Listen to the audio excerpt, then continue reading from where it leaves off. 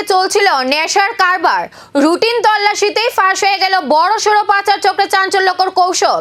অসম ত্রিপুরা সীমান্তে চুড়াইবাড়ি চেক গেটে পুলিশের তৎপরতায় উদ্ধার হলো বিপুল পরিমাণ নিষিদ্ধ কফ সিরাপ। বুধবার দুপুরে একটি 12 চাকার আলু বোঝাই লরি চেক গেটে পৌঁছতেই সন্দেহ হয় কর্তব্যরত পুলিশ কর্মীদের। নিয়ম মাফিক তল্লাশি শুরু হলেও প্রথমে গাড়িতে চোখে পড়ে শুধু আলুর বস্তা, কিন্তু তল্লাশি যত এগোয় ততই সামনে আসে অবাক করা চিত্র।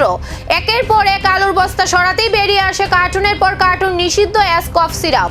পুরো লরি তল্লাশি করে পুলিশ মোট 92টি কার্টুন থেকে উদ্ধার করে 14,100 বোতল কফ সিরাপ, যার আনুমানিক কালোবাজারির মূল্য প্রায় 50 লক্ষ টাকা বলে প্রাথমিকভাবে অনুমান করা হচ্ছে। ঘটনার জেরে লরি চালক যোগেশ কুমারকে গ্রেফতার করেছে পুলিশ। পাঞ্জাবের বাসিন্দা ওই চালক প্রাথমিক জিজ্ঞাসাবাদে জানিয়েছে, শিলিগুড়ি থেকে আলু নিয়ে আগরতলার উদ্দেশ্যে রওনা হয়েছিল সে। তবে তদন্তকারীদের সামনে এখন একাধিক প্রশ্ন। এই বিপুল পরিমাণ নিষিদ্ধ সিরাপের আসল উৎস কোথায়? ত্রিপুরায় কার হাতে পৌঁছানোর কথা ছিল এই চালান? আর এর নেপথ্যে সক্রিয় বড় মাদক চক্রের সঙ্গে কারা জড়িত? ইতিমধ্যেই এনডিপিএস আইনে মামলা রুজু করে তদন্ত শুরু করেছে চুড়াইবাড়ি থানার পুলিশ। ধৃত চালককে জিজ্ঞাসাবাদ করে গোটা চক্রের হদিশ পাওয়ার চেষ্টা চলছে। योगेश कुमार, कहाँ घर का? पंजाब। इधर क्या सामान लेके आया? आलू लेके आ रहा था कहाँ से लेके आया? मैं सिलीगुड़ी साइड से कहाँ जाएगा? अगरतला।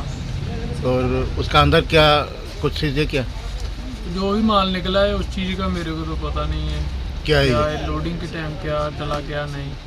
मैं आलू लोड करके आ रहा था तो चेकिंग के दौरान ये माल मिला। कितना बड़ा लेके आया? मैं 1,80,000। कितना गाड़ी का नंबर क्या है? गाड़ी नंबर है 5602। उत्तर प्रदेश कहाँ पे खड़े हैं? मैं असम में। हैं? असम असम। आपके घर असम में है?